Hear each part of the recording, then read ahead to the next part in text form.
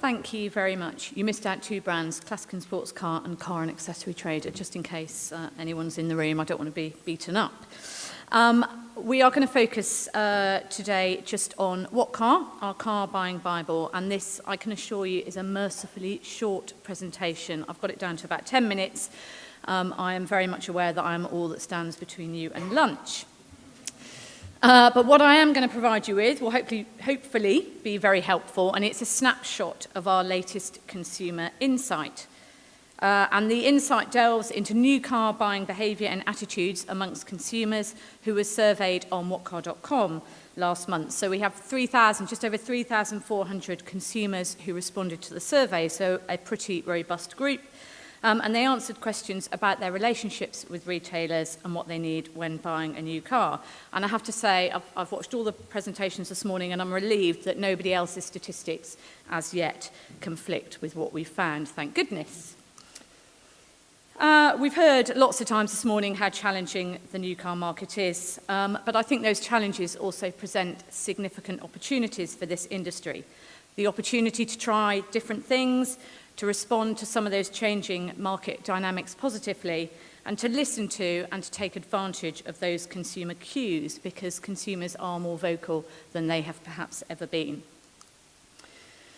A slightly depressing lead into lunch. You know, it's been a very turbulent 18 months. I don't think you need me to tell you that. I've got a great quote from Jim Holder, who spoke at last year's summit, our editorial director. He says, "The negativity is set to continue." That's not a great start, is it? With Brexit undermining consumer confidence, further interest rate rises possible, currency swings making cars more expensive, and so on. The perfect storm looks set to be a long storm, and is further complicated by the once in 100 years changing of technology and, of course, the constant impact of digitalisation. But many of the longer-term threats he certainly believes are overstated. Propulsion, so autonomous vehicles, electric vehicles replacing traditional engines, ownership versus usage, and connectivity. But what he most firmly believes, and we certainly agree, is that dealers will ride this storm. So, this is one of the reasons that we believe that to be true. We asked our audience where they believe they will be buying a car in 5 years' time. So this was 3,400 and something of them. The majority of car buyers expect to stick with car dealers, 74% according to our research. Of that number, 60% of people expect to be buying from a car dealership, and 14% expect to buy through a dealer's website. Having said that, in 5 years' time, 21% of consumers see themselves buying from a new online service. Now, we didn't expand on that in the question. It just said, will you buy from a new online service? But 1 in 5 of respondents believe that's where they'll buy, even if they don't know where that is yet. But I think most interestingly, and there's been a lot of talk about the disintermediation of dealers and this idea of buying direct from brands, just 6% of consumers that responded believe they'll be buying cars direct from car manufacturers. So it seems a retailer, be that a car dealer or a third-party service, is still overwhelmingly preferable to buying direct from a manufacturer. Which might help to explain why visits to dealerships are increasing, so a pretty cheery stat which has recently been released. And I think this also supports that argument, because for the overwhelming majority of buyers, car buying is still a considerable purchase. It's expensive, it's emotional, and hopefully it's often very exciting. It certainly is for lots of our readers. So consumers at the very least want to have seen and ideally sat in the car they're thinking about buying. But they're doing so all the way through their car buying journey, from the point where they're long and shortlisting, when they're choosing which car they might want to buy, right through to when they've chosen and they're ready to do the deal. When we asked our audience at what point they first visit a dealership, 16% first visit when they're setting out on that research journey. That rises to 28% during their main research process, so when they're shortlisting. 27% only first visit when they're almost ready to buy, and 28% only first visit a dealership when they're actually ready to do a deal. When we asked them what the most important reason was for them visiting a dealership, 61% said it was to see the car. Go figure. 23% said it was to take a test drive, 10% to negotiate a deal, and only 8% cited speaking to a dealer as their primary motivation. That was their most important, to be fair. And when we asked consumers then, how do you expect to get the final price you'll pay for your next car? The answer to this kind of blew us away, really. 2.9% will pay the asking price. Fantastic. We'll forward you their details shortly. 52% expect to get their final price at the dealership, but 44% of respondents expect to find the final price for their next new car online. And that could be through dealer websites, or it could be through a third-party website or marketplace. Next, we asked them about trust and motivation. So the question was, what's the most important thing when choosing where to buy your next new car? Okay, so price clearly dominates and is the primary motivator for over 50% of new car buyers. But trust is also really important, as is service and distance. And this chimes with some of the data that came out of Tim Bond's research earlier. Don't forget they had to state the most important thing rather than order them as a list of important items, which would arguably alter the results here and is something that we can look at. And these findings are certainly supported by Deloitte's 2018 Global Automotive Survey, which found that 61% of consumers wanted to agree a price online before going into a dealership. And finally, we asked them whether they had a preferred dealer, and 20% of them said yes, they did. So high-value customers are still out there, but loyalty has definitely been eroded, with only the older age groups saying that they will buy their next car from their preferred dealer. But of course, that means opportunity abounds for the digitally proactive dealer, which is what today is all about.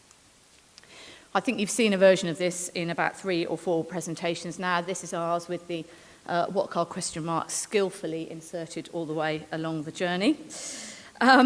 We know that the customer is taking a blended approach to car buying and that it's often a really long and complex process.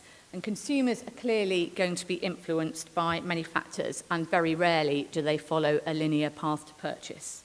So they might watch a TV ad, they might read a review, hopefully on whatcart.com.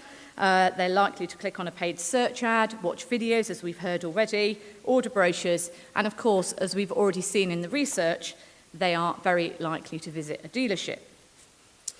But consumers are getting much more confident about how the online-offline research process works and are increasingly adopting a hybrid model when they're buying a new car.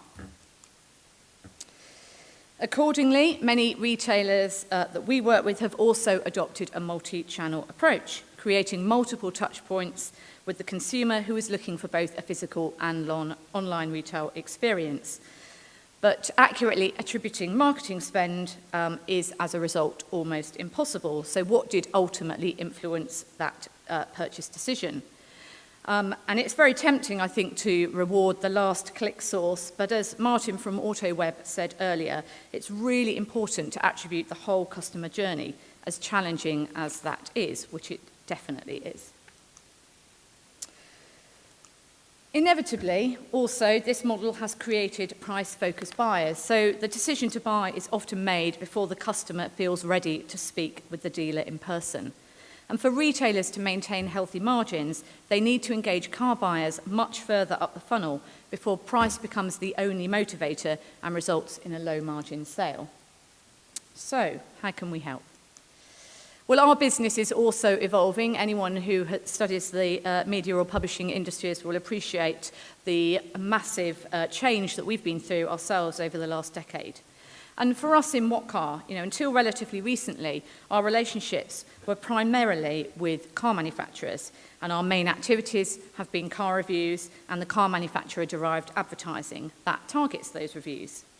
And car reviews and advice are still the beating heart of Whatcart and forevermore will be. But we've recognised that as consumer buying journeys are moving increasingly online, we need to extend our role and help consumers find the dealer and the deal they need. We've always had a target price proposition, which was originally marketed through the monthly magazine and in more recent years has been marketed through the Whatcart website too. And hopefully a few of you are familiar with target price. It's a really, really simple proposition. We mystery shop hundreds of retailers and car manufacturers every month to create a target price that we think customers can comfortably achieve. So it's not the cheapest price in market, but a fair price above which consumers need not pay. And with our newly launched Whatcart new car buying product, dealers can put their target price in front of our audience, often much earlier in the new car buying process than they might traditionally have been able to do. So when those consumers are still researching which car to buy and still open to influence, not when they're looking for the absolutely best price on a car they've already decided to buy. And it works very simply. Consumers provide some of their details in a safe environment in order to access those prices. Those leads trigger prices from our partner dealers, and a conversation can then begin either through our platform or direct with the dealer, which we encourage people to do. It's very, very early days, big caveats, and we're really excited, though, about what we have delivered so far. There is lots more functionality to come, and any of you who are operating in digital spheres know that there is no endpoint to your digital journeys. That functionality just keeps coming as we learn more and more about our audience. But we know, most importantly, that we're already happily connecting car buyers to car sellers, and that is, after all, the point. Sometimes very, very early in those journeys when they're very influential, all the way through to when those consumers are ready to buy. And that is it from me. I promised you I would be short, so your rumbling tummies can be satisfied. I'm at the Whatcart stand for the rest of the day, as are the team, so please come and ask us any questions, or if you have any now, I'm happy to answer them.